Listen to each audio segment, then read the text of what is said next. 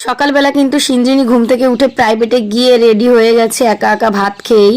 মেয়েটা রেডি হয়ে স্কুলে যাওয়ার জন্য একদম রেডি, বাবার কাছ থেকে নিয়ে নিল টাকা। ওকে আমি স্কুলে রেখে এলাম আর আসার পথে আমার প্রেসার কুকারটা নিয়ে বাড়িতে চলে এলাম। আমার এদিকে জ্বালানির ঘরটা পুরো বৃষ্টির কারণে ভেঙে পড়েছে।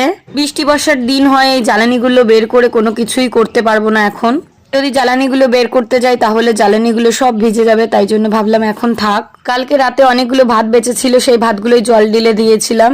তাই আজ সকালে পান্তা ভাত খাবো সেটাই সিদ্ধান্ত নিলাম, তাই জন্য কিন্তু ডিমও ভেজে নিয়েছি। আমার কিন্তু পান্তা ভাত খেতে ডিম দিয়ে খুবই ভালো লাগে। আমার হাজবেন্ড আমাকে বারণ করছিল যে ডিম ভাজার দরকার নেই, ওর নাকি ডিম ভাজা পছন্দ হয় না। তারপরেও কিন্তু 3টে ডিম ভেজে নিয়েছি। ডিম ভাজা ছাড়া সত্যি বলতে আমার পান্তা ভাত একদমই ভালো লাগে না। শুকনো লঙ্কাও ভেজেছি, তেল আর কাঁচা পেঁয়াজ দিয়ে ভালো করে ডিম ভাজা দিয়ে পান্তা ভাতটা খেয়ে নিলাম। এদিকে আমার হাজবেন্ড বলছিল যে ডিম ভাজা করার দরকার নেই, এখন দেখো কত সুন্দর করে খাচ্ছে। আজকের ওয়েদারটা কিন্তু বেশ বৃষ্টি বৃষ্টি, এই সময় খিচুড়ি হলে ভালো হতো।